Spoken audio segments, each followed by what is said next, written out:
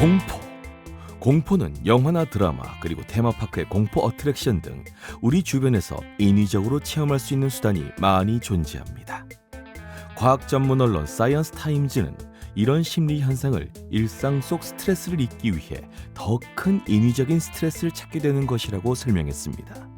게다가 엔딩이 있는 인위적인 공포는 사람의 내면에서 통제 가능한 공포로 인지되어 엔딩과 동시에 문제 해결에 자신감을 얻게 되고 불안감을 해소하는 심리적인 효과가 있다고 합니다. 더운 여름하면 공포 장르가 유행하죠. 더위로 오는 스트레스를 해소하기 위한 대체제로 더욱 큰 자극을 찾는다는 것 아닐까요? 마주 여러분들은 어떤 공포를 즐기시나요?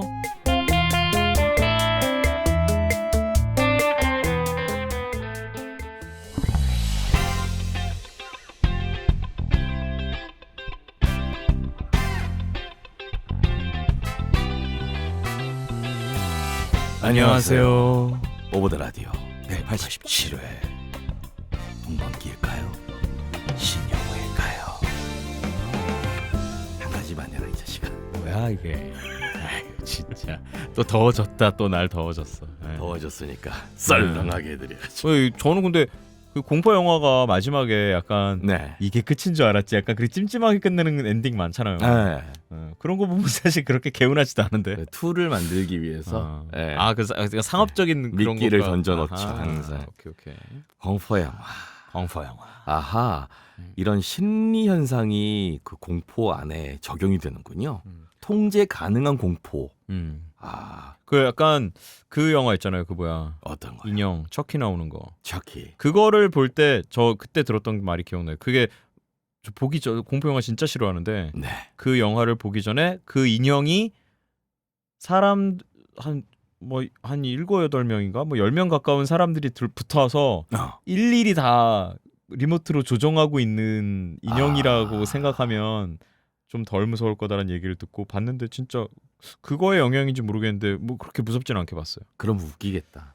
그러니까 약간 좀 이렇게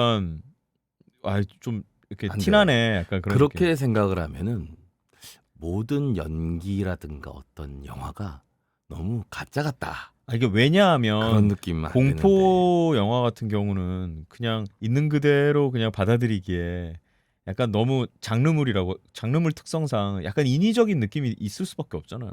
아니야. 근데 그거를 이제 그렇지. 억지로 극복해야 되는 사람 입장에서는 그렇게라도 생각해야 한다라는 왜 얘기인 거지. 극복하려고 하십니까? 재밌는 공포 영화 추천 뭐 하나 해줘. 형 공포 영화 좋아하지? 좋아해요. 제일 추천해줄 만한 거. 올 여름에 보면 요거 참 좋다. 올 여름에 공포 영화 말고 되게 무서우면서 짜증 나는 거 있어. 짜증을 나게 하는 거 말고 그러니까 추천할 걸 해달라고. 그거 나는 무섭고 짜증나는 거 안다. 그리고 자랑하라는 얘기가 아니라 추천할 영화를 해달라고. 공포 영화가 아니고 어. 그 여자 2명이서 탑 꼭대기에 올라가서 생존하는 영화가 있어. 제목이 뭐더라? 그게 그거 아니에요. 2개의 탑. 네? 반지의 제왕 2개의 탑. 그 영화 뭐더라? 그 송신탑 꼭대기에 올라가서 어허. 거기서 생존하는 그 기능이 있는데 그거 보면 되게 너무 짜증나. 뭐요? 저는 높은 걸 무서워하거든요. 높은 걸 무서워하는데 그 높은 게 매달려가지고 어떻게든 살아보려고 애를 쓰는데 진짜 너무 답답하고 영화 제목이 짜증나. 뭐냐고요? 제목이 우리나라 뭐였지? 영화예요? 아니요, 외국 영화. 외국 영화예요? 거긴 왜 올라간 거예요? 거기 이제 영화 보면 그 올라가는 그 사연부터 나오는데 그건 미리 얘기하면 스포예요? 뭐 스포라고 할 것까지는 없지만 어쨌든 그 왜 올라가는 게 중요한 게 아니라 그 올라가서 하는 진짜 너무 짜증나. 이것도 2명이야. 제목 뭐더라? 거기 3명 올라가면 탑 쓰러지니까. 그 정도로 아슬아슬한 탑에 2명이 올라간 거라고? 탑이 진짜 뭐 석가탑 같은 그런 탑이야? 그 송신탑 꼭대기에 이게 뾰족한. 뾰족한 하나밖에 없잖아요. 거기 그 꼭대기에 올라가서 전기를 막 연결을 하기도 하고 하여튼 참 너무 짜증난 영화였는데 재밌어. 약간 생존과 또 연결이 된 그런. 그 바닷속 심해에 들어가서 철장에 갇혀서 그 살아남는 여자 2명도 있잖아요. 샤크 아니고 제목 뭐더라? 제목 뭐더라? 그거 1, 2가 있는데 조스. 아니야. 근데 제목을 기억을 그거랑 약간 비슷한 느낌이야. 너무 짜증나. 아니 전 얼마 전에 곡성을 재밌어요. 봤어요. 곡성. 곡성? 네. 이제 와서 이제 봤지만 봤냐고요? 재밌나요? 재밌었나요? 저는 곡성 사실 생각보다 그렇게 재밌게 못 봤어요. 저는 그 일본 배우가 그 배우가 입냄새 나는 연기요? 오다라 데스. 그 배우가 예전에 다른 데서 더빙한 작품에 다빙거. 내 말 안 들을 거지? 아니야 들을게. 더빙 작품에. 그 작품에 그 사람 역할을 제가 더빙을 했는데 근데 연기를 너무 잘해서 와, 이 사람 연기 정말 잘한다 그래. 싶었는데 그 사람 이름을 검색해 보니 이 사람이 우리나라 영화에도 출연하는 거예요. 맞아. 그때는 곡성에도 출연했더라고요. 그래서 그래? 그렇게 해서 오히려 보게 됐는데 그래서 곡구성구를 봤구나. 곡성이 아무튼 굉장히 많은 그 어려워. 결말도 애매하고. 어려워요? 결말이 애매해. 저는 너무 노골적으로 상징이 보여서 사실 네. 그렇게 어렵진 않았는데 그 상징을 보인 것만 봤다고 하면 안 돼. 물론 뭐 분석하기 나름이겠지만 많아. 이거 가장 쉬운 그림 하나가 떠오르긴 해서 생각보다 뭐 원래 뭐 그런 컨텐츠들이 다 그렇죠. 근데 왜 유명했었는지도 알 것 같고 그런데 사실 뭐 공포 영화라고는 하는데 무섭진 않았고 저는 그런 공포를 무서워해요. 어떤 거? 놀래키는 거. 놀래키는 거. 갑자기 막 나타나서 막 까꿍. 막 까꿍하는 거. 까꿍놀이 진짜 싫어요. 꿍. 그래서 그냥 은근히 막 스물스물 무서운 거 있잖아요. 그런 건 좋아요. 스물. 그런 건 괜찮아요. 근데 막 스물. 갑자기 놀래키는 거 있잖아요. 그리고 스물 하나. 그리고 스물들. 애들 갖고 장난치는 거 스물세. 싫어요. 어린애들. 이런 거. 저 그거 이슬 예전에 너무 기분 나빠. 이슬 그 재밌었지. 내가 정말 공포 영화 안 보는데 그 이슬 그때 그 항공사 납품하는 용으로 녹음을 한 적이 있는데 정말 미쳐버리는 줄 알았어. 내가 그거 녹음하는데 근데 이 얘기 어디서 한 거 같은데? 너무 재밌잖아. 그래갖고 화면을 보지도 못하고 시사할 때 계속 돌려봐야 되잖아. 입맞추려면 시사하려면 그거 충실하지 못했어. 거기 처음에 그 동생이 하수구에 나 그게 그게- 밀릴 때 난 너무 짜증 나갔어. 난 너무 화가 나갖고 너무 그때 짜증났어, 왜 영화를 이따로 만들어갖고 근데 너무 재밌어. 그리고 그 이세 나오는 삐에로 눈 연기가 그 사람 원래 눈이 그래요. 그러니까 그게 더 놀랍잖아. 눈 약간 이런 거잖아요. 그게 더 무서워. 신용호. 신용호. 근데 그 사람은 바깥쪽으로 벌어지는 그러니까. 눈이. 그거는 나도 소름 못해. 끼쳐. 사파리를 한쪽 눈으로 하는 건 할 수 있어도 양쪽 바깥으로 빼는 건 어쨌든 여러분 잠시 후에 있을 잠수 있어. 공포 사연 코너가 있다는 거 알아주시고요. 하지만 거기 가기 전에 일단 라디오 마을 사사부터 들르겠습니다. 자, 오프닝 여기까지였어요. 자, 오브 더 라디오 시작해보겠습니다.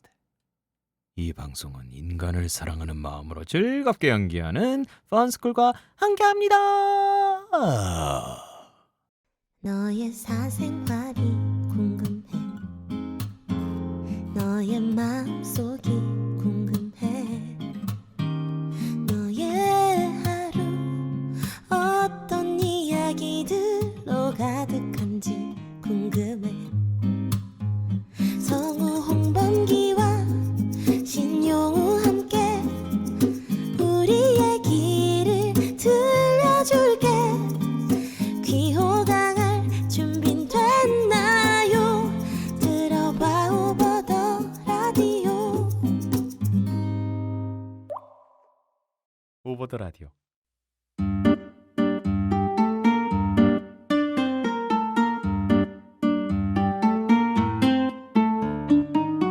사소한 이야기도 좋다. 엄청난 이야기는 더 좋다. 당신의 이야기가 있어서 오더라는 참 좋다. 라디오 마을 사삼 열어볼까요?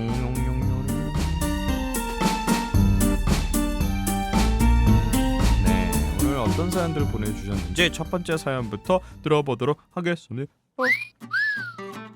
최인영님께서 보내주신 사연입니다. 안녕하세요. 제 생일이 다가와서 생각나는 에피소드가 있어서 사연 보냅니다. 2년 전 제 생일 하루 전날 저는 행복한 시간을 보내고 자는 중이었습니다. 그런데 남동생이 절 다급하게 깨우면서 남동생아! 누나! 불이야 불! 이라고 외치더라고요. 잠결인 와중에도 야근하고 온 동생이 제 생일인 걸 알고 야근을 하고 왔대요. 어른인가 봐요. 누나! 불이야 불! 네, 잠결이 나중에도 야근하고 온 동생이 제 생일인 걸 알고 케이크를 사온 줄 알았어요. 생일 촛불을 끄게 하려고 깨우는 거로 생각했죠. 내심 흐뭇한 마음으로 뭔데? 뭔 불이야? 하면서 마음의 준비를 하고 일어났는데 어째 분위기가 영 이상했습니다. 서프라이즈 생일 축하라면 당연히 집안은 불이 꺼진 채 깜깜해야 하잖아요. 그런데 거실 부엌 할 것 없이 환하게 켜진 상태였습니다. 심지어 집안은 연기로 자욱했고 타는 냄새도 나고 있었습니다. 저는 엄마한테 이게 무슨 상황인지 물어보았어요. 연기다 뭐야? 엄마 무슨 일이야? 무슨 일 났어? 아 지금 불 나가지고 아파트 단지에 소방차 오고 난리도 아니야. 불 났다고? 어디? 종이 버리는 곳에 불 났어. 누가 담배꽁초 그냥 버렸나봐. 그 말을 듣자마자 얼른 베란다로 나가 종이 수거함 쪽을 내려다봤습니다. 정말 종이 수거함이 진짜 활활 불타고 있더라고요. 기대했던 케이크 위에 아기자기한 생일 촛불 대신에 거대한 수거함 촛불이라니. 자, 신용호 씨 생일 촛불 소리 내주세요. 못 들었어요? 자, 사연 이어갈게요. 다행히 불이 아파트 안까지 번진 건 아니라서 소방대원분들에게 금방 진압되었고 저희 가족은 연기와 타는 냄새를 마시며 다시 잠자리에 들 수 있었습니다.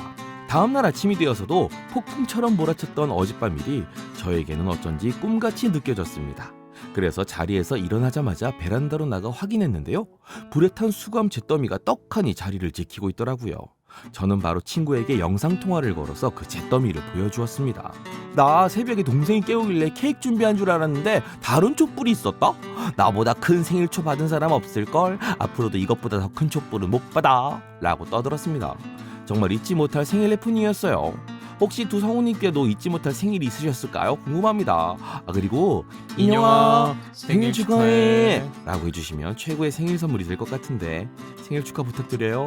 항상 힘내세요. 감사합니다. 네, 인영씨가 보내셨어요. 뭐 이런 사연들 아파트 단지 동네에서 벌어지는 재밌는 일. 이런 담배꽁초. 저 얼마 전에 그 강남역에 있는 그 길을 지나고 있었는데 거기 담배 피우시는 그 공간이 있어요. 사람들이 스모킹 에어리어. 근데 거기 잿더리 그 길에 보면 약간 그 스탠드형으로 되어 있는 거 있잖아요. 거기에서 연기가 스물스물 나고 있는 거예요. 그래서 이걸 어떻게 해야 되나. 주변에 담배 피우는 사람 너무 많아서. 취했어요? 에? 네. 뭐라고요? 아니에요. 주변에 담배 피우는 사람이 너무 많아서 그냥 지나갔습니다. 저는. 저분들이 알아서 하시겠지 이러고. 핀놈들이 알아서 끄겠지. 예. 스물스 나오는데 너무 짜증나는 거야. 그러다 불나면 어떡하지 싶어가지고요. 진짜. 예. 그런 일도 종종 있죠. 맞아요. 진짜. 네. 생일 축하드립니다, 인영 씨. 이 축하 사연이었나요? 예. 생일이 다가오고 있다니까 언제인지 모르지만. 네, 2년 전 제 생일 하루 전날에 있었던 일입니다. 이런 또 생일에 또 약간 오버랩 되면서. 네.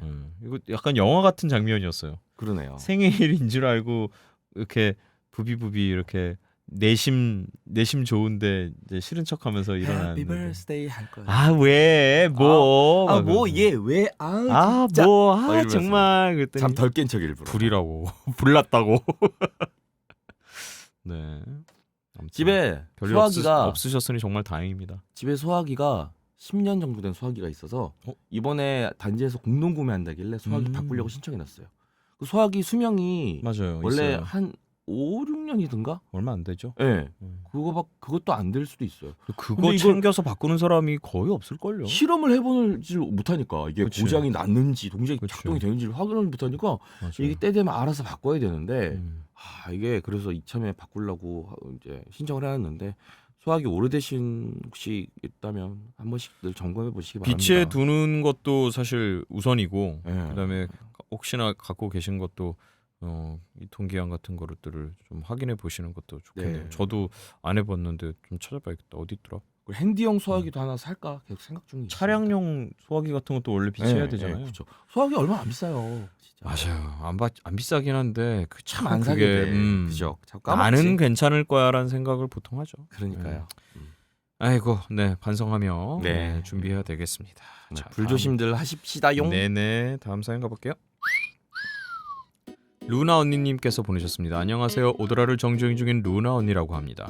저의 파란만장한 퇴사 일지를 소개해드릴까 합니다. 아이고 재밌겠다. 지난 3월 회사에서 권고사직을 받았고 그달 말에 퇴사했습니다. 사정은 이렇습니다. 연초부터 회사 경영이 힘들다는 이야기가 직원들 사이에서 흘러나왔는데요. 3개월 셋째 주 월요일에 회사 대표가 전 직원이 있는 단톡방에 회사 사정이 어렵다. 부득이하게 일부 직원을 권고사직할 예정이다. 곧 임원진들이 면담 신청을 할 것이다. 등의 장문의 메시지를 남기더라고요. 그리고 바로 다음날 오전에 임원진으로부터 면담 요청을 받았고 제가 권고사직 대상이라는 말을 들었습니다. 그러더니 이번 주 목요일까지 권고사직안을 받아들일지에 대한 답을 달라고 하면서 만약 받아들이면 근무는 3월 말, 그러니까 면담을 한 날짜를 기준으로 다음 주 금요일엔 퇴사해야 한다는 거였습니다. 뭐 이따위 신속한 업무 처리가 있나 싶어 어이가 없는 와중에도 저는 권고사직을 거절한다면 지금 하던 업무를 계속 수행하는 것이냐고 물었습니다. 그러자 그건 아니고 보직 변경이 있을 거라는 대답이 돌아왔어요. 변경될 보직은 정해진 바 없고 지금 제가 하는 업무와는 상관없는 일이 될 수도 있다는 말도 함께 말이죠. 오호. 면담이 끝난 후 위경련이와 점심을 걸으면서 생각에 생각을 거듭했습니다. 만약 거절해서 보직 변경을 당할 경우 제 업무와는 전혀 다른 일을 해야 한다는 것에서 회사의 의도가 빤히 보였습니다. 일단 저는 일반 사무직이 아닌 전문직이기 때문에 보직을 변경한다는 건 사실상 제 커리어와 상관없는 일을 한다는 것과 같은 뜻이잖아요. 결국 어떤 식으로든 저를 내보낼 생각뿐이라는 걸 알 수 있었죠. 이틀 정도 고민한 뒤 회사의 권고사직안을 받아들이겠다는 의사를 전했습니다. 회사에서는 퇴직금과 함께 2달치의 월급을 위로금으로 지급한다고 했고 저는 관련 서류에 사인을 해줬습니다. 그걸 끝으로 전 갑자기 실직자가 되고 말았죠. 그렇게 이 회사의 모든 일이 끝났다면 참 좋았겠지만 문제는 그 이후에 발생했습니다. 우선 그 문제를 말하기 전에 노동법의 퇴직금 관련 조항을 말씀드릴게요. 자, 조항입니다. 퇴직금은 퇴사일 기준 14일 이내에 지급되어야 하며 이보다 늦게 지급할 경우 법 위반에 해당한다. 만약 14일 이후부터 퇴직금을 지급하지 않을 경우 지연이자가 발생하며 지연이자는 14일 다음 날부터 지급하는 날까지 지연일수에 대해 연 20%를 지급해야 한다. 회사 자금 사정이 어려워 14일 이내에 퇴직금 지급이 어려울 경우에는 근로자와 지급 기일 연장에 대해 합의해야 하며 그럼에도 지연이자는 발생한다. 제가 법률 상식을 알게 된 이유는 간단합니다. 몇 개월 전에 자진 퇴사한 직원들이 퇴직금을 2달 후에나 받았다는 사실을 들었기 때문이죠. 솔직히 내심 불안했습니다. 그래도 설마 했는데 역시 나쁜 예감은 틀리는 법이 없었어요. 퇴사일로부터 14일이 지나도 퇴직금과 위로금은 들어오지 않았습니다. 그 뒤로 며칠을 더 기다려보아도 돈은 들어오지 않고 회사에 문의해도 기다려달라는 막연한 대답만 돌아왔을 뿐입니다. 며칠을 기다려도 상황이 달라지지 않자 불안감과 분노에 찬 저는 한참을 고민하다가 결국 고용노동부에 임금 체불과 관련한 진정서를 제출했습니다. 이틀 후 지역 관할 지청 담당자로부터 연락을 받을 수 있었고 담당자는 회사 대표와 통화를 해보겠다고 하시더니 이내 대표가 이번 주까지 퇴직금을 지급하겠다는 답변을 전달해 주시더군요. 하지만 그 주에도 퇴직금은 들어오지 않았습니다. 담당자가 계속 연락을 해주셨지만 솔직히 마음이 편치는 않았어요. 노동부는 퇴직금 미지급에만 관여할 수 있고 지연이자나 위로금에 대해서는 회사에 강제할 수 없거든요. 위로금은 근로를 한 돈이 아니기 때문이라나요? 그래서 저와 같은 상황이 발생하면 따로 민사를 진행해야 하는데요. 만약 일이 꼬여서 거기까지 가면 그 스트레스는 다 어떡하나 싶었습니다. 그냥 퇴직금만이라도 달라고 해야 하나, 혹시 내가 노동부에 신고했다고 괘씸해서 차일피일 미루는 건가 등등 별 생각을 다 하면서 매일매일 스트레스의 늪에 잠겨 있었어요. 진짜 얘기만 듣는데도 답답한다. 사연 글독인데 내용도 참 복잡하네요. 어떻게 풀릴지 자 와. 계속 읽어보겠습니다. 그러다 며칠 뒤에 드디어 입금이 됐어요. 세상에 진짜로 레알 퇴직금만 똑 들어왔더라고요. 근데 야 이자 어떻게? 입금 내역을 확인했을 때 치솟던 분노와 환멸감이란 정말 말로 설명하기 어렵네요.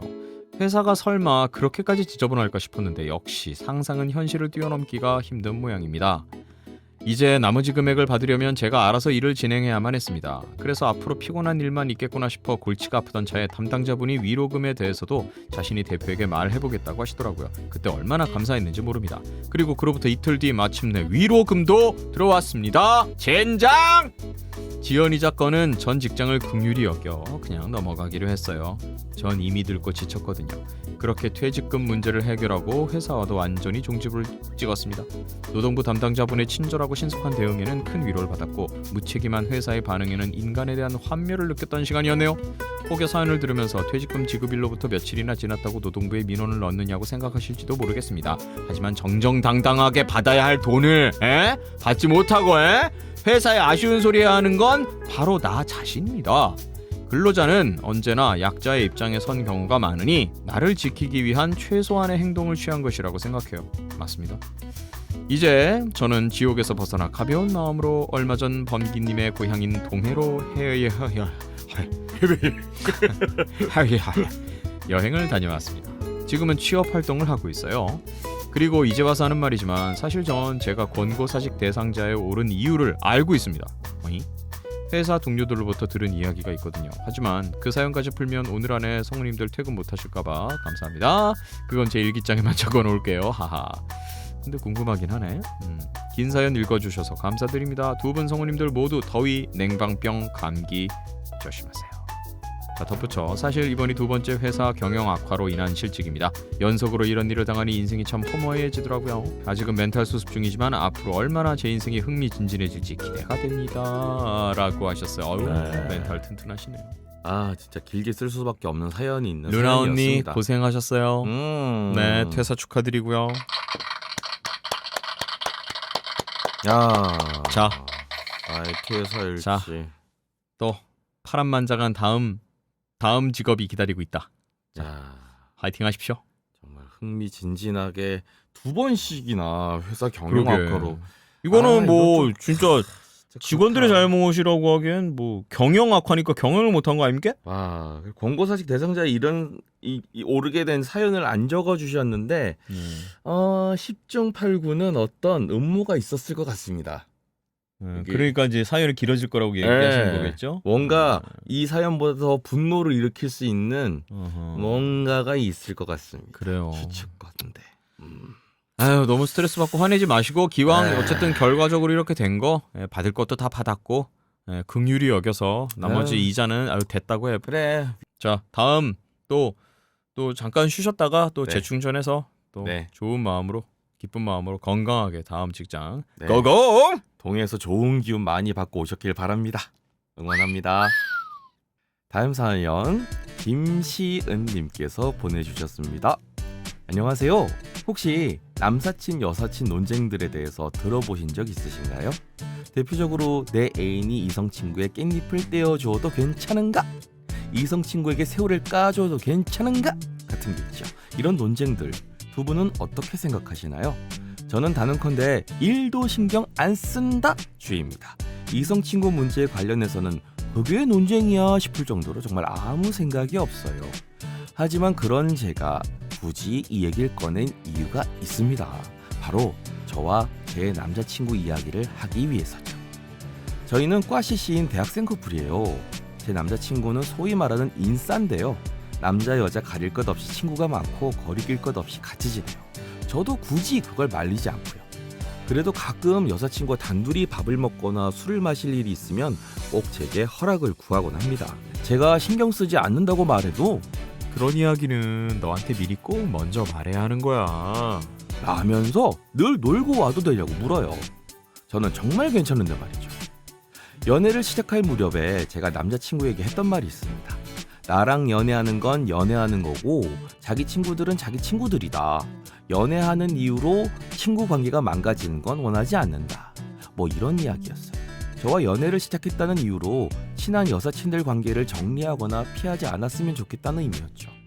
근데 저희가 사귀는 걸 제 주변 친구들이 아름아름 알게 되면서 저한테 야, 너는 남자친구 이성 관계 정리 안 하냐? 이성 친구 신경 쓰이지 않아? 라는 식으로 자꾸 얘기를 하더라고요. 본인들 같으면 남자친구의 여사친이 주변에서 얼쩡거리는 걸 절대 가만두지 않을 거라고 답답해합니다. 최근까지도 전 남자친구가 알아서 문제가 될 만한 일은 끊어낼 거로 생각하고 굳이 터치하지 않았어요. 본인이 알아서 먼저 말해주고 허락도 구하니까 따로 이러쿵저러쿵 이야기할 필요가 전혀 없다고 생각했죠. 그런데 친구들한테 저런 이야기를 계속 듣다 보니 솔직히 조금씩 신경 쓰이기 시작하네요. 물론 제 마음가짐은 여전해서 변화가 없습니다. 남자친구의 여사친에 대해선 본인이 알아서 할 일이라고 봐요. 하지만 요즘에 괜히 남자친구가 여사친과 술을 먹어도 되겠느냐 물을 때마다 신경이 쓰이는 거죠. 정말 어떻게 하는 게 좋은 건지 잘 모르겠어요. 부모님들은 이런 남사친 여사친 문제에 대해서 어떻게 생각하시나요? 제가 너무 신경을 안 쓰고 사는 걸까요? 아니면 제가 생각하는 대로 신경 쓰지 않고 남자친구를 그냥 믿는 게 좋을까요? 두 분의 의견이 너무 궁금합니다. 긴 글 읽어주셔서 너무 감사드립니다. 등하굣길마다 오더라와 함께하는데 그 지루한 시간을 항상 재미있는 사연들과 스윗한 목소리로 채워주셔서 더더욱 감사합니다. 자, 한봉이 씨 준비해 주세요. 네. 자, 남사친 여사친 문제에 대해서 네.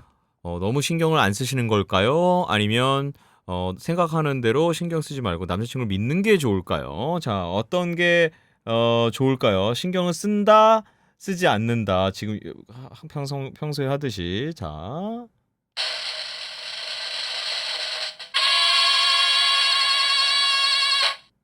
요거보단 신경 써야 한다. 써야 한다. 저도 그렇게 생각합니다. 네. 이거는 신경 써야 합니다. 네. 네. 만일에 지금처럼 이렇게 먼저 얘기해 보세요. 왜 그렇게 네? 생각하시는지. 남자 입장에서 네. 신경 써주는 게 좋아요. 그거를 은근히 바랄 수도 네. 있죠. 그리고 그 정도를 해주면 이제 자극도 되고 너무 또 방임하면은 이게 또 남자라는 동물들 쉽게 믿을 게 뭔데. 그리고 이 남자친구가 근본적으로 착각하고 있는 게 있어요. 연애를 함으로써 기존에 있던 자기의 친구 관계가 뭐 문제가 생기거나 뭐 해치는 거를 원치 않는다고 하는데 그게 왜 해쳐진다고 생각을 해요?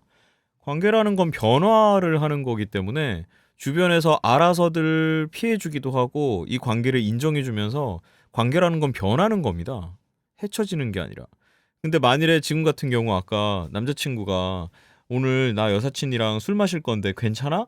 라고 물어봐야 한다면서 일부러 핑계로 자기의 이제 그 알리바이를 만드는 거죠. 난 분명히 물어봤다 라는 알리바이를 만들기 위해서인지 모르겠지만 어쨌든 뭐 기저에 그런 게 좀 깔려 있다고는 생각을 하는데 굳이 말한다는 건 얘기를 해야지.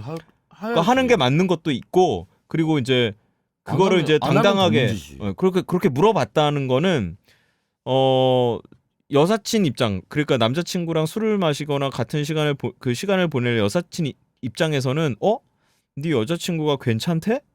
라고 분명히 신경을 쓸 거거든요. 만일에 정상이라면.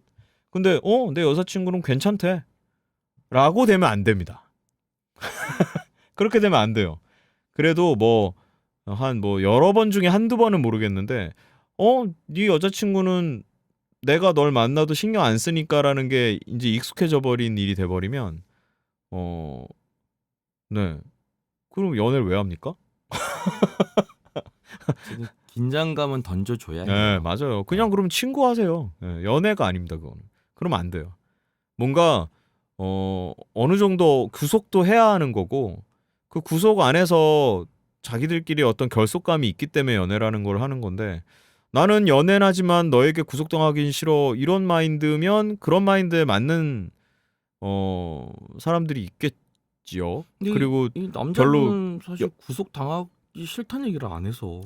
그런데 기본적으로 그 자기 원래 관계를 전혀 그 데미지 입지 않고 나는 여기에 플러스 연애 이렇게만 하길 원하잖아요. 근데 그게 안 되지. 남자는 그걸 원하지 않았어. 그 얘기를 원한다고 돼 있어요. 연애 시작할 무렵에 남자친구가 남자친구에게 이 여자분이 한 얘기야. 그거는. 그러니까 이 여자분이 신경을 하나도 안 쓰는데 그런 거에 대해서 너무 개념치 말아라 하고 남자한테 얘기를 해줬어.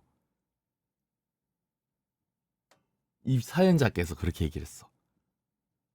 아 진짜네. 어. 본인이 얘기한 거네. 대박.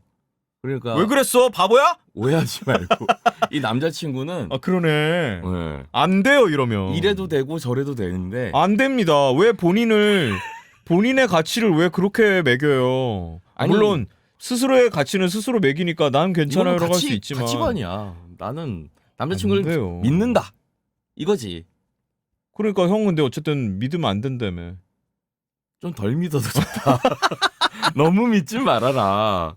약간의 약간의 어떤 그 뭐랄까 그 묘한 그 밀당과 긴장감을 주는 게 맞죠, 남자친구의 당연하죠. 어떤 그 사랑을 유지하는데도 제가 완전 도움이 그럼 된다. 딴소리 하고 있었는데 네. 뭐 그 반대여도 저는 그래, 그거 맞아. 똑같습니다. 이게 그래. 이러면 안 됩니다. 남자친구 욕을 할 필요는 없어. 남자친구분의 잘못이 아니구나. 난 살짝 남자친구도 화가 나는 거야. 그래, 그 너- 보면서 혼자 그래. 이 잘못. 나는 우리 쪽 편이니까. 나는 오마주 분들 편이니까요, 무조건. 그래서 이분도 특이하시네. 후회합니다 나중에. 혼자 쿨하게 살다가 나중에 쿨한 분이실 수도 있죠. 나는 그런 근데 거 관심 이 상관없다. 남자분은 이분의 이런 성격이 좋아서 연애를 하는 걸 수도 있어요. 이제 정말 퓨어한 관계라면 퓨어? 이런 분의 성격이 좋아서 쟤는 어. 정말 연애하는 도중에도 사생활에 서로 타치 안 하는 약간 뭐 사생활이라기보다도 어쨌든 사생활이지. 유지를 내 바운더리는 유지를 해주고 우리는 사랑을 하고 이러면 사실 최고의 좋은 조건이긴 하지. 근데 그게 분리가 되나요?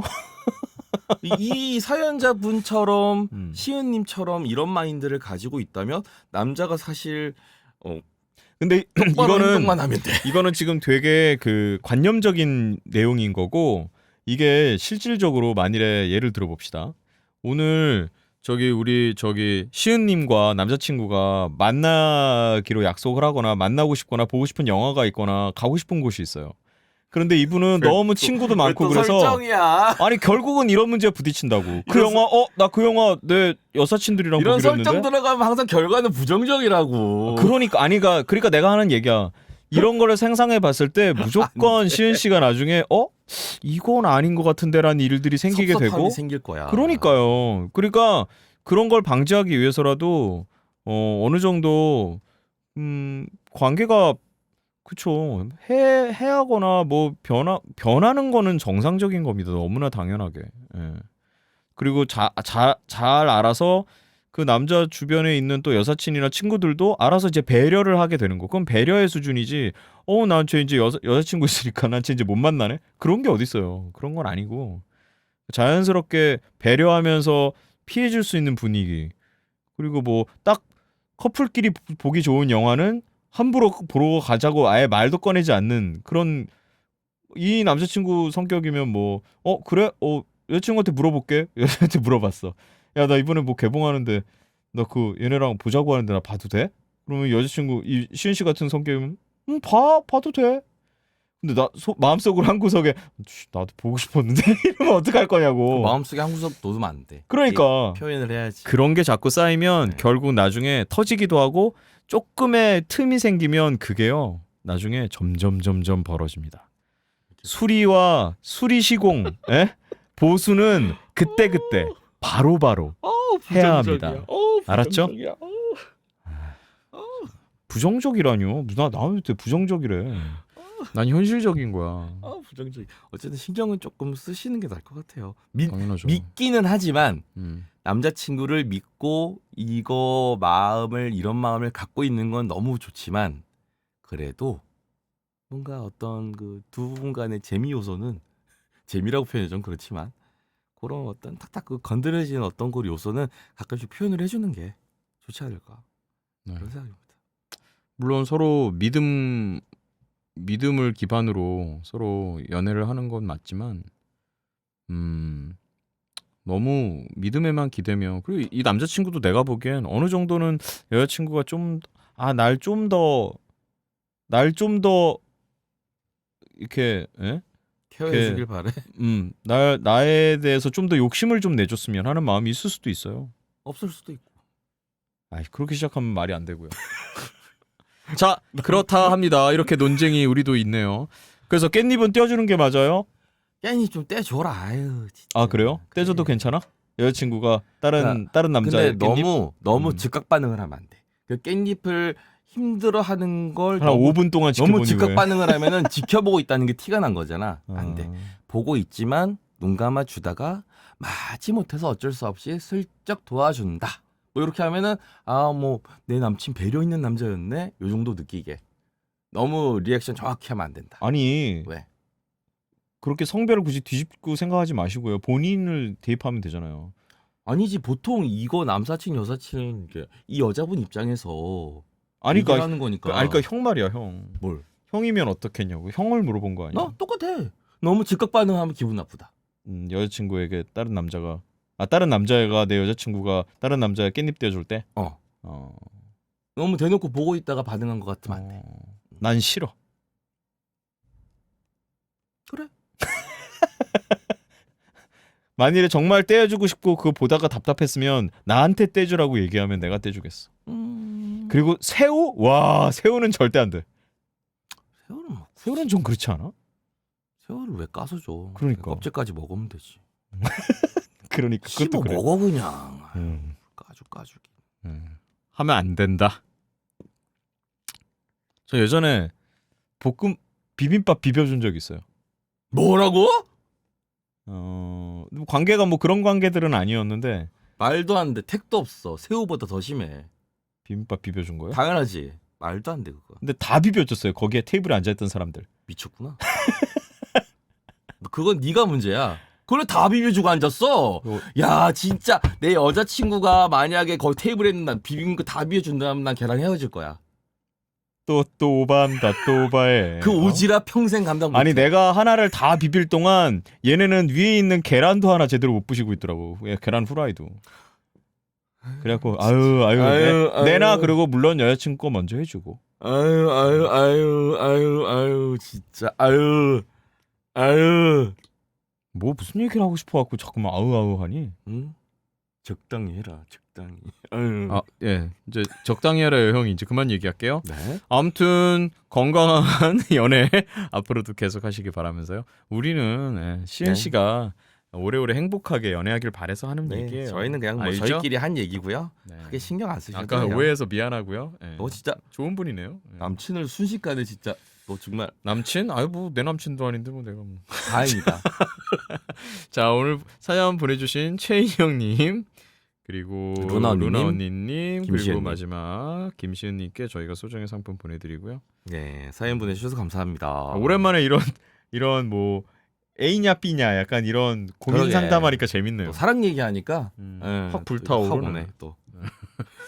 불타오르네. 네, 자 그래서 저희 오버드 라디오 말사 싸움에선 사연 많이 받고 있으니까요. 여러분들 다음 달에도 재밌는 사연들 많이 보내주세요. 우리 그러면 다음 달에 라디오 말사 싸움에서 봐요.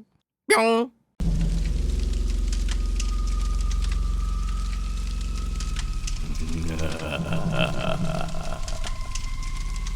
이 프로가 오더라가 아니냐?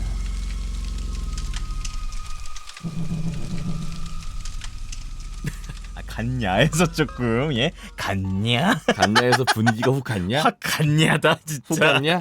와 확 보내버리네요. 자 여러분 시원하게 만들어줄 공포 사연이 찾아왔습니다. 찾아왔네요. 다음 줄 안 읽어?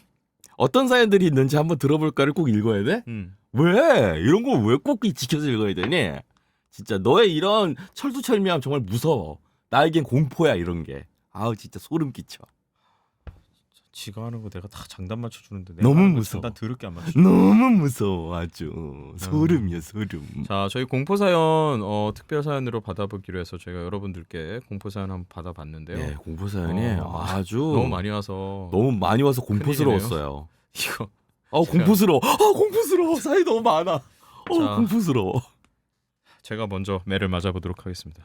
자, 첫 번째 사연 가겠습니다. 안녕하세요. 저는 혼주라고 합니다. 은주. 그러네요. 흔주네요. 무섭습니다. 공포사연 이벤트 공지를 보고 오래전 제가 중국에서 겪은 기이한 일이 생각나서 사연을 보냅니다. 저는 중국에서 대학교를 다녔는데요. 학교가 있는 곳은 중국의 동북 지역으로 예로부터 광개토 대왕이 국경 확장을 하기 위해 청나라와 피 터지게 싸우던 장소였다고요. 그래서인지는 모르겠지만 학교 안에서 귀신을 보았다는 이야기를 종종 들을 수 있었습니다. 저는 전쟁이 잦았던 지역이니 당연히 사람이 많이 죽었을 수밖에 없고 그럼 한 맺힌 영혼들이 많을 수도 있겠구나라고 여기면서 그런 이야기들은 그냥 넘겼습니다. 딱히 귀신을 믿는 게 아니라서 금세 잊어버렸어요. 그러던 어느 날 귀신이 저를 찾아왔습니다. 그날은 오전 수업이 끝나고 다음 수업까지 시간이 많이 남아서 기숙사로 돌아가 잠시 낮잠을 자기로 했습니다. 당시 방 구조를 간단히 설명하자면요. 방문을 열면 작은 현관이 나오는데 바로 왼쪽에는 화장실이 있었고 현관 정면으로 방 창문이 있었습니다. 현관을 지나면 바로 방으로 이어졌고 왼쪽으로 고개를 돌리면 침대가 바로 보였어요. 아무튼 방으로 돌아온 저는 단잠을 자다가 문득 쿵, 쿵, 쿵 하고 울리는 소리에 잠에서 깼습니다. 묵직한 무언가로 벽을 치는 건지 살짝 진동까지 느껴졌어요. 이게 무슨 소리인가 싶어서 눈을 살짝 더 확인하다 깜짝 놀랄 수밖에 없었습니다. 침대 발치에 웬 사람의 형태가 보였거든요. 참고로 당시 방을 혼자 사용하고 있었고 방문은 걸어 잠근 상태였습니다. 순간 잘못 본 줄 알고 눈을 비빈 다음 다시 침대 끝을 보았지만 그 사람은 사라지지 않았고 여전히 그 자리에 서 있었습니다. 정면에 있는 창문을 바라보며 자기 머리를 벽에 박아대면서 절 깨운 쿵쿵거리는 소리는 바로 그 사람이 벽에 머리를 부딪히며 생기는 소리였던 겁니다. 순간 전 본능적으로 깨달았습니다.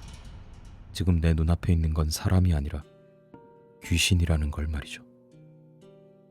중국 한족 전통 복장인 치파오를 입고 긴 머리를 가슴께로 내린 그 귀신은 마치 창문에 무엇인가가 있는 듯 눈을 부릅뜬 채 그쪽을 주시하며 머리를 계속 벽에 쿵쿵 박아댔습니다. 놀래라. 꼭 자해하는 것처럼 보였어요. 당장이라도 누구냐고 묻고 싶었지만 목소리가 나오질 않았습니다. 속절없이 입만 뻐끔거리고 있던 바로 그때였습니다. 제 인기척을 느꼈는지 정면을 바라보며 머리를 쿵쿵 찍고 있던 귀신이 고개는 그대로 둔 채 눈동자만 굴려 저를 보았습니다. 귀신과 눈이 마주친 순간 마치 누군가 세게 내리친 것처럼 제 심장이 쿵 하고 바닥으로 내려앉았습니다. 충격을 받고 그대로 얼어버려서 텅 빈 그 눈을 피할 수도 없었어요. 이러다가 심장마비로 죽겠다 생각하고 있었는데 불현듯 방문을 두드리며 제 이름을 부르는 소리가 들렸습니다. 그와 동시에 제 입에서는 살려주세요! 라는 비명이 튀어나왔습니다. 그제야 목소리가 나오더라고요. 몇 번이고 필사적으로 살려달라고 외치는 제 목소리와 바깥에서 절 부르며 방문을 두드리는 소리가 귓가에 생생하게 들렸습니다. 정신없는 그 속에서도 귀신은 여전히 비릿한 미소를 지은 채 저에게서 시선을 돌리지 않았습니다. 지그시 절 응시한 채 계속해서 쿵, 쿵 머리를 벽에 박아댔습니다. 뒤죽박죽으로 섞인 기괴하고 끔찍한 소리와 소름이 끼치는 광경이 제 작은 방 안을 가득 채우고 있었어요. 대체 얼마나 시간이 흘렀을까요? 그때 갑자기 방문이 벌컥 열리면서 옆에 살고 있던 한국인 언니 A가 경비 아저씨와 함께 들어왔습니다. 은주야, 너 괜찮아? 언니, 귀신이야. 너 안 다쳤어? 네가 막 벽 두드리고 그런 거 아니었어? 언니는 손으로 제 머리와 몸을 만지며 다친 데가 없는지 확인했고 저는 다급히 침대에서 내려와 좁은 방 여기저기를 다 뒤졌습니다. 하지만 이미 귀신은 흔적도 없이 사라진 뒤였습니다. 방에 아무도 없다는 걸 안 순간 긴장이 풀린 건지 저는 그대로 주저앉아 한참을 울었습니다. 나중에 언니에게서 이야기를 들을 수 있었는데요. 그날 방에서 공부하고 있던 언니는 쿵쿵 하고 벽을 치는 소리가 한참 이어지자 주의시키려고 옆방에 찾아갔다고 합니다. 근데 그 방 주인은 마침 외출하고 돌아오는 길이었고 소리가 제 방에서 나는 건가 싶어서 절 찾아왔다고 하더라고요. 그런데 분명 안에서는 쿵쿵거리는 소리는 들리는데 문을 열질 않으니까 걱정스러운 마음에 이름을 부르면서 한참이나 제 방문을 두드렸답니다. 그러다 돌연 살려달라는 제 비명이 들려서 깜짝 놀란 언니가 다급히 경비 아저씨를 모셔와 문을 열고 안으로 들어왔다고 그랬어요. 밖에서 계속 들렸던 쿵쿵 소리는 제 방에 들어선 순간 사라졌다고 해요. 그 뒤로 저는 한동안 새로운 룸메이트가 올 때까지 언니 방에 가서 잠을 자거나 언니와 언니 룸메이트가 제 방으로 와서 셋이 지내는 생활을 했습니다. 다행히 제가 목격했던 귀신은 그 후로 다시 나타나지 않았습니다. 하지만 희한하게도 교내에서 귀신을 보았다는 이야기 역시 더는 들리지 않게 되었습니다. 뭔가 제가 귀신 목격담의 마침표를 찍은 것 같은 느낌적인 느낌이 드는 이유는 역시 기분 탓일까요? 이제 시간이 꽤 지났음에도 귀신이 머리로 벽을 찌를 때 전달되던 소리와 진동, 저를 내려다보는 그 눈빛은 여전히 선명한 기억으로 남아있습니다. 그동안 너무 무서워서 친구들에게 말할 수 없었던 귀신 목격담을 오더라 덕분에 재구성할 수 있었네요. 긴 이야기 읽어주셔서 감사합니다. 번기님과 용우님 부디 편안한 밤 되시길 바랍니다.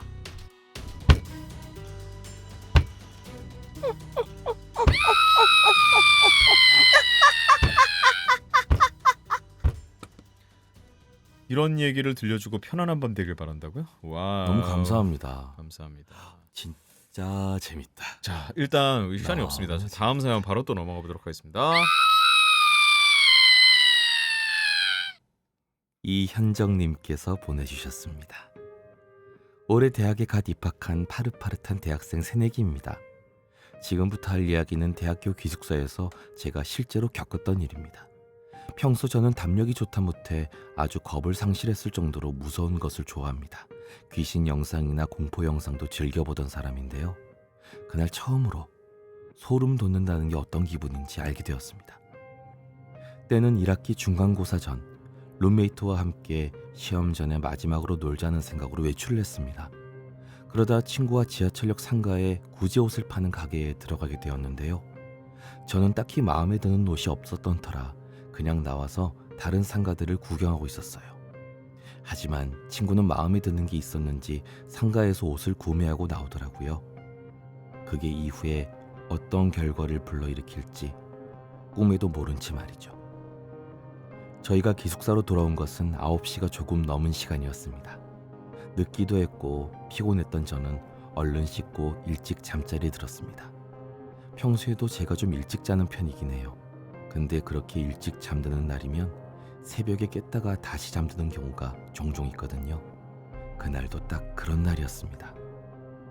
한참을 잘 자고 있다가 문득 잠이 깨더라고요.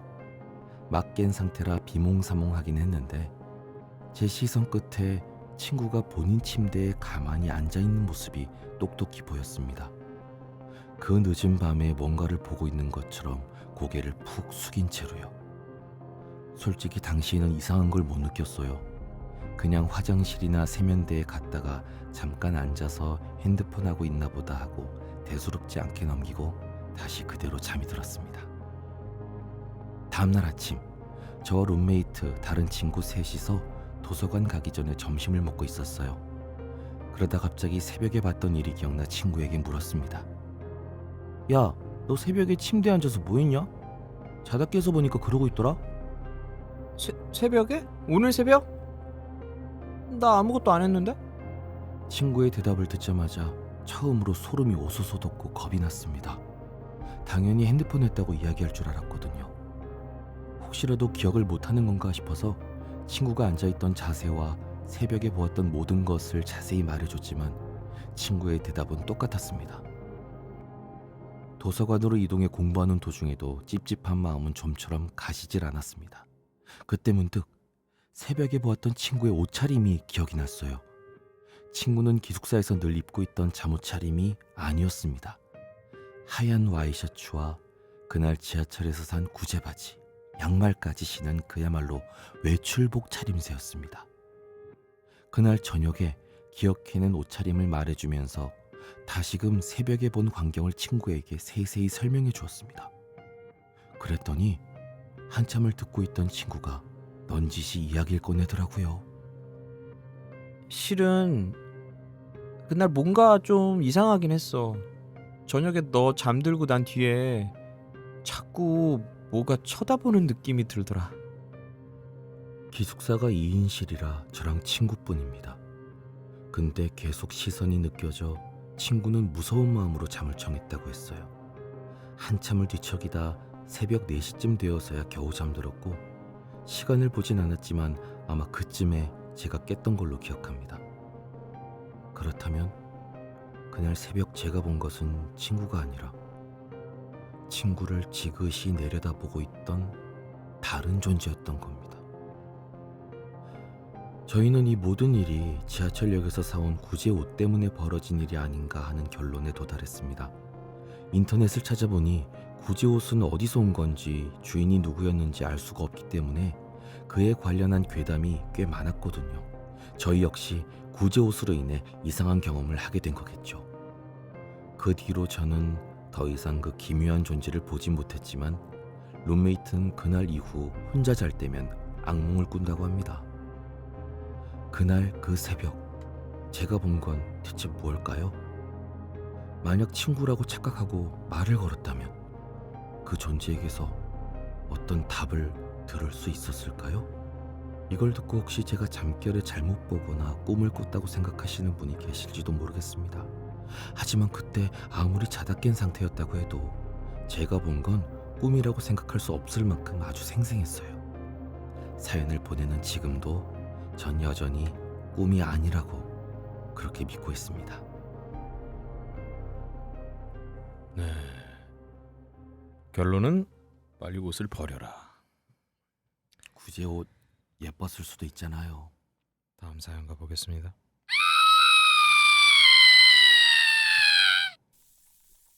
윗빛님께서 보내셨습니다. 안녕하세요. 매일 출퇴근길을 오더라와 함께하고 있는 흔한 애청자입니다. 이번에 공포 사연을 받으신다고 해서 지극히 평범하고 단조로운 저의 삶에 있었던 얼마 안 되는 무서웠던 일을 적어봅니다. 제가 고등학교 1학년 때 있었던 일이에요. 그날은 수능 모의고사를 쳤던 날이라 학교를 일찍 마쳐서 평소보다 집에 일찍 도착한 날이었어요. 또 부모님이 1박 2일간 집을 비우시는 날이기도 해서 혼자 밥도 챙겨 먹고 집을 지켜야 했던 날이기도 했죠. 하지만 막상 집에 와서 저녁을 차려 먹으려니 좀 귀찮았습니다. 그래서 교복을 갈아입지도 않은 채 책가방만 훌렁 방에 던져놓고 집 근처 빵집으로 향했습니다. 그날 생각보다 모의고사를 잘 쳐서 자타가 공인하는 빵순이인 제게 나름의 보상을 주고 싶었던 것도 같아요. 진짜 얼마나 급하게 나갔는지 핸드폰도 집에 두고 지갑만 딸랑 챙겨서 호다닥 나갔습니다. 빵집은 집에서 조금 걸으면 나오는 사거리 건널목 건너편에 있었습니다. 통유리로 되어 있어서 밖에서도 안에서도 잘 보이는 구조였어요. 저는 빵을 마음껏 쇼핑할 생각으로 신나게 치마를 팔랑거리며 빵집을 향했는데요. 빵집 앞에 청남방을 입고 청바지를 100가지 올린 패션으로 동그란 안경을 쓴 남자분 한 명이 서 있는 게 보였습니다. 당시에는 그런 패션이 굉장히 촌스럽고 이상하다고 생각하던 때라 굉장히 눈에 띄었더랬죠. 그래도 그냥 이상한 사람이네 이렇게만 생각하고 바로 빵집으로 들어갔습니다. 그런데 그분도 빵집으로 들어오더라고요. 그때도 전 저처럼 빵 사러 온 사람이려니 하고 대수롭지 않게 여겼습니다. 그런데 그 사람이 빵을 고르고 있는 제 주변을 빙빙 돌면서 혼잣말로 뭐 먹을래? 이건 어때? 라는 식의 말들을 계속 중얼거렸어요. 하는 행동이 진짜 이상하긴 했지만 그때까지만 해도 특별히 절 따라다닌다는 느낌을 받진 못했어요.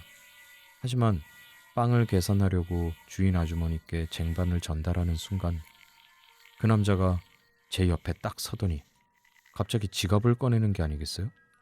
마치 제가 고른 빵들을 계산하려는 것처럼요. 그제야 이건 아니다 싶었습니다. 계산하시려는 주인 아주머니께 작게 이 사람 모르는 사람인데 하고 말씀드렸어요. 잔뜩 겁에 질린 제 표정을 보신 아주머니께서도 뭔가 이상하다는 걸 느끼셨는지 청청 패션의 남자분께 아저씨는 뭐요? 뭐 드릴까요? 하고 큰 소리로 물어보셨습니다. 그러자 그분이 느닷없이 공기 빠진 풍선이 내는 소리를 내면서 뒤돌아 가게 밖으로 나가버리는 게 아니겠어요? 너무 황당했지만 다 끝났다는 생각에 전 안도의 한숨을 쉬었습니다. 주인 아주머니는 같이 들어오길래 저랑 일행인 줄 아셨대요. 이상한 사람이었단 이야기를 주인 아주머니와 주고받으면서 계산을 끝낸 저는 집에 가려고 입구 쪽으로 몸을 돌리자마자 깜짝 놀라고 말았습니다. 아까 그 남자분이 가게 밖에 떡하니 서 있는 게 딱 보였거든요. 입구 바로 앞에서 팔짱을 딱 낀 채로 빤히 쳐다보고 있었습니다.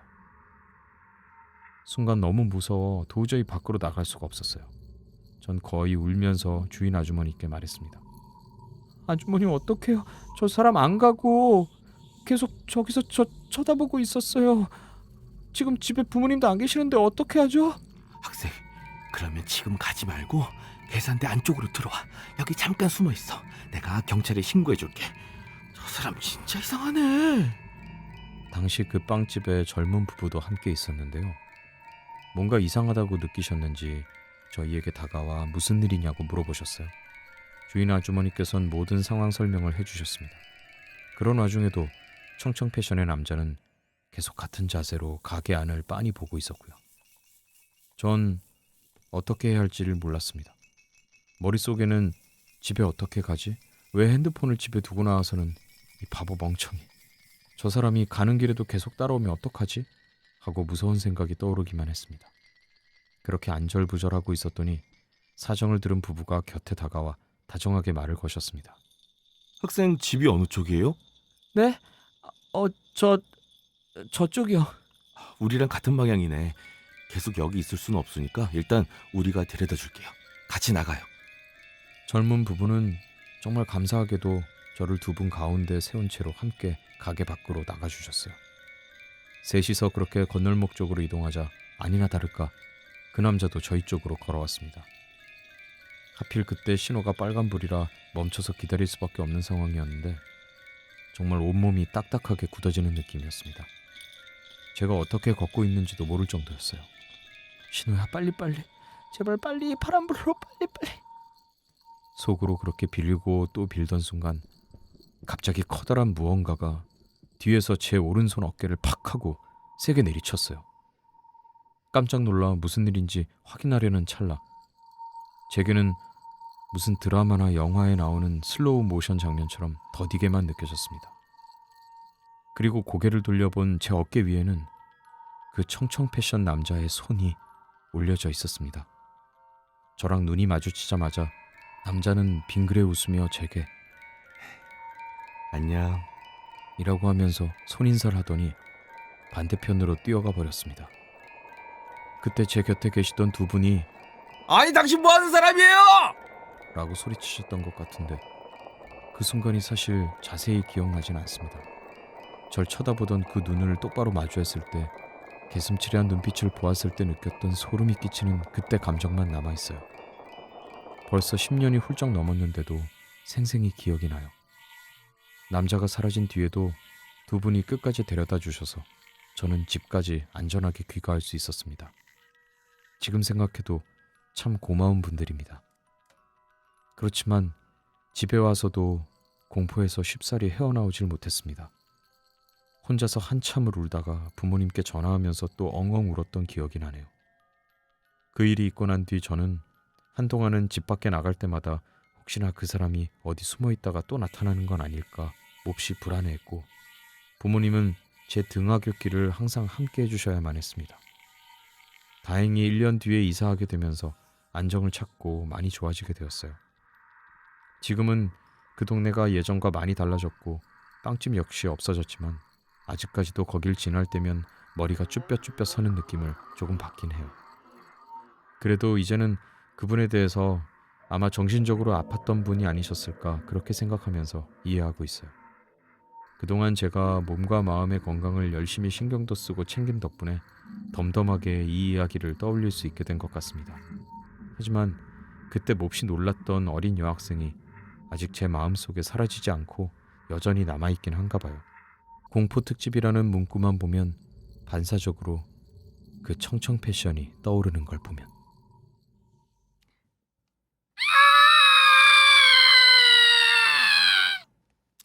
네, 이거는 뭐 사람이 제일 무섭다고 세상에. 무섭네요. 근데 정말 트라우마가 될 수는 있겠어요. 아무튼 예. 아이고야. 네, 다음 사연도 계속 보겠습니다. 나무늘보 코다리님의 사연입니다. 안녕하세요. 두 성우분의 라디오를 열심히 듣는 28살 직장인입니다. 공포사연 모집한다는 공지를 보고 제가 겪었던 일 중에 많이 무서웠던 그날의 이야기를 한번 해볼까 해요. 저희 가족이 이사가기 전 살았던 빌라에서 있었던 일입니다. 당시 저희 집이 제일 위층이었고요. 부모님 방은 부엌과 가까웠고 저랑 언니 방은 서로 마주보는 구조였는데 현관에서 저랑 언니 방문이 보였습니다. 그날은 18년 8월의 여름, 열대야가 기승을 부리는 금요일 저녁이었습니다. 외식하고 돌아온 후 거실에서 시간을 보내다가 저는 방으로 들어가 잠이 들었어요. 그러다가 중간에 깼는데 목이 좀 말라서 일어나 부엌으로 향했습니다. 그때가 모두 잠든 새벽 2시였죠. 컵에 물을 담아 마시는 중 갑자기 현관 쪽 불이 확 켜지더니 누가 서 있는 게 보였습니다. 순간 조금 놀랐지만 가만히 보니 언니 같았어요. 아 뭐야, 화장실 갈 거면 빨리 가. 거기 서 있지 말고. 조금 짜증을 부리며 말해도 언니는 아무런 반응 없이 그저 그 자리에 서 있기만 했습니다. 전 화장실 안에 누가 있어서 그런가 보다 하면서 마시던 물을 마저 다 마시고 컵을 싱크대에 두었습니다. 바로 제 방으로 돌아갈 생각이었어요. 그때까지도 언니는 우두커니 제 자리를 지키고 있었습니다. 설마 화장실 문이 잠긴 것도 아니고 보니까 안에 아무도 없는 것 같은데 대체 뭐 하는 건가 싶었죠. 화장실에 아무도 없는 거 아니야? 문이 잠겨 있는 것도 아닌데 들어가던가. 아니 새벽에 왜 그러고 서 있냐? 슬슬 짜증이 밀려와 얼른 들어가라고 전 손짓을 하면서 말했습니다. 그런데 한편으로 이 상황이 조금 이상하게 느껴졌어요. 사실 저희 언니가 귀신이 나오는 공포영화 마니아예요. 근데 그런 장르를 그렇게 잘 보면서 집에 혼자 있는 것도 무섭다고 싫어하는 사람이거든요. 그래서 늘 제가 대체 잠은 어떻게 혼자 자냐면서 놀리곤 했는데 그런 언니가 불도 안 켜진 현관 쪽에 혼자 가만히 서 있는 게 말이 안 되잖아요. 저는 언니 가까이 다가가면서 다시 말을 걸었습니다. 언니, 거기 서서 뭐해? 무슨 일 있어? 왜 그래? 언니는 아무런 대답도 하지 않았어요. 그러다 갑자기 현관 쪽으로 몸을 휙 돌려 그대로 나가버렸습니다. 새벽 2시가 넘어갔는데 어디를 가는 건지. 그 모습을 보고 깜짝 놀랐지만 최대한 침착하게 현관 쪽으로 걸어가 닫혀있던 중문을 조심스럽게 열어봤습니다. 그리고 그 순간 저는 온몸에 소름이 돋았습니다. 현관에 제 신발과 부모님 신발, 언니 신발까지 모두 그 자리에 그대로 있었기 때문입니다. 그걸 보자마자 얼른 제 방으로 뛰어들어간 저는 방문을 꼭 걸어 잠갔습니다. 도저히 잠을 잘 수가 없었습니다. 그리고 다음날 아침 제대로 못 자서 피곤한 상태로 거실로 나왔더니 언니가 거실 소파에 앉아 있었습니다. 저는 언니에게 다가가 조심스럽게 물었습니다. 언니 있잖아. 혹시 새벽에 방에서 나왔던 적 있어? 아니? 방에서 나온 적 없는데?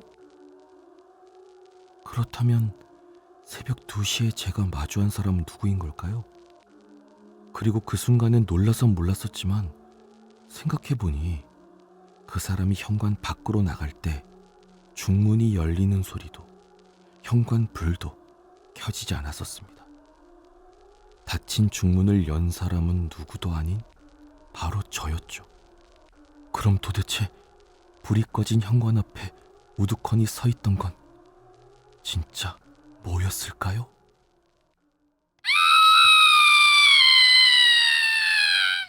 네, 여기까지. 아이고야. 네. 힘드네요. 공포. 재밌다. 공포 사연들 보내주신 흔주님, 윗비님, 이현정님, 나무늘보, 코다리님까지 네 분 사연 읽어봤습니다. 네, 네 분께 선물 보내드리고요. 네. 네, 제일 무서운 게 뭐였어요, 이 네 개 중에? 저는 저는 마지막 거. 마지막 거? 응. 마지막 게 그림이 되게 선명하게 그려져서 좀 더 그렇기도 했고 있을 저는- 수 있는 일 같은 느낌. 아 정말? 뭐랄까 그딴 느낌. 약간 그런 경험들 하잖아요. 가끔씩 네. 혼자 걸어가는데 자기 때문에 현관문 불 켜졌는데 그거 근데 깜짝 놀래고 막. 그치. 그 자동 그 센서 있잖아요. 용호 씨는 뭐가 제일 무서웠어요? 저는 세 번째 거요. 세 번째고. 그 청청. 청청. 음. 이거는 근데 그럴 수도 있겠다라는. 그러니까요. 저는 그냥- 사실 사람이 더 무서워요. 그런 약간 마음이 좀 아프신 분들 가끔 길에 보이시잖아요. 그렇죠. 네, 그래서 저는 사람이 더 무서운 사람이어서 맞아. 뭐 귀신은 뭐 아유 상상이 뭐, 신용우가 무서워요. 귀신은 뭐 신용우다. 상상의 나래를 펴면 한도 끝도 없고 근데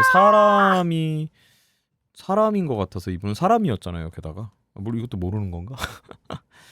네, 그리고 그래서 제일 그랬고 저도 첫 번째 거 그 나머지도 다 무서웠어요. 네. 저는 무서운 얘기 별로 안 좋아해서 근데 뭐 우리 그 청취자분들 공포 영화보다는 좋아해요. 네.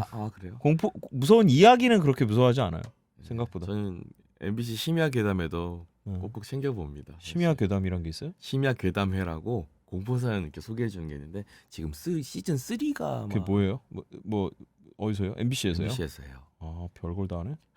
그거 몰랐네. 시즌 3야 벌써. 그러게 되게 나만 오래 몰랐네. 방송했어. 언제예요? 게스트들 거기 뽀기도 나왔었는데. 아 그래요. 네. 우리 뽀민이 잘했겠네 또. 있었습니다. 그렇습니다. 여튼 네. 재밌었어요. 네, 여러분들이 또 공유해주신 오늘 이야기들 재밌었습니다. 청취율 뚝 떨어질 것 같아요. 무서운 얘기 싫어하시는 분들 의외로 많아. 많죠. 아마 듣다가 나가셨을 것 같아요. 뭐 그냥 이런 더운 시즌에 한번 해보는 뭐 네. 이벤트라 생각하시고 가볍게 네. 들어주시면 될 것 같고요. 가볍게 듣기엔 네. 좀 우리가 너무 안 가볍게 읽었다. 죄송합니다. 최선을 다해서 무겁게 읽었다. 너 그렇게 그래요. 뭐 최선을 다했죠 항상. 흔주님, 윗비님, 이현정님, 나무늘보 코다리님께 다시 한번 감사드리고 네. 또 이 외에도 보내주신 분들 네. 감사드립니다. 다 소개 못해드려서 아쉽습니다만 네. 감사합니다. 자 이렇게 해서 우리 또 무더운 여름 또 7월이 끝나가는데요. 네. 7월 끝나가는 또 특집으로 공포 사연 한번 받아보았습니다. 네, 땀 쏙 들어갔어요. 네. 감사합니다. 감사합니다. 재밌었어요. 자 그러면 2023년 7월에 방송된 공포 사연 여기까지 하겠습니다.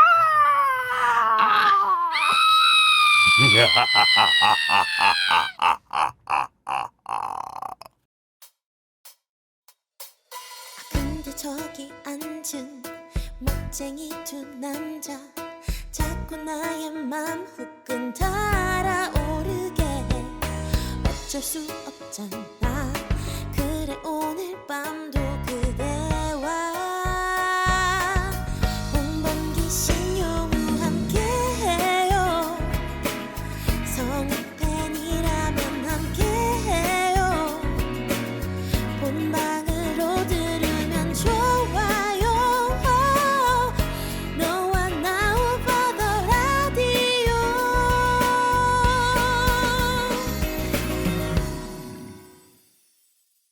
오버더 라디오. 네, 네. 공포 사연에 이어서 전혀 그렇지 않은 귀여운 만주성 듣고 오셨고요. 네. 자, 오버더 라디오 사연 보내주실 곳은요. otradio @네이버닷컴입니다. 머릿말 붙여서 저희한테 보내주시면 저희가 맞는 사연들 네. 그 축하 뭐 응원 그런 거 저희가 코너에 맞게 소개해드리도록 네. 하겠습니다. 제가 정말 무서운 얘기 해드리겠습니다. 끝입니다 이제. 식상해.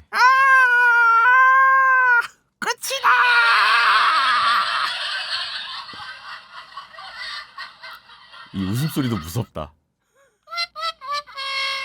네, 오버더 라디오 187회입니다. 네. 벌써. 네, 오늘 방송일은 23년 7월 26일이고요. 네.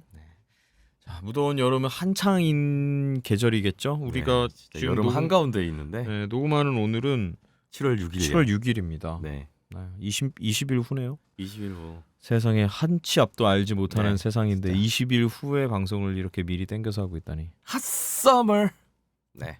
자, 여러분 오버더 라디오 저기 여름에 지금 한창 또 방학 시즌일까요? 그런가요? 7월 말이면 그렇겠죠. 앞으로 20일이니까 뭐 늦게 했어도 지금은 방학이겠지 다들. 그러겠네요. 방학들 다 어떻게 보내고 계시는지 모르겠네요. 즐겁게 재밌게 하루하루 건강하게, 행복하게, 건강하게. 보람차게, 알차게, 느낌 있게. 뭘 해도 열심히 하십시오. 쉬어도 열심히 쉬고 공부를 하실 거면 열심히 하시고 뭘 해도 열심히 하는 무서울 거면 열심히 7월 무서워야 되십시오. 되나요? 뭘에 무서움도 들어가나요? 파이팅 하십시오. 파이팅. 자, 저희는 8월 달에 오보드 라디오 188회로 만나도록 하겠습니다. 네, 지금까지 오보드 라디오 홍범기였고요. 신용우였습니다. 감사합니다. 다음 안녕. 방송에서 만나요.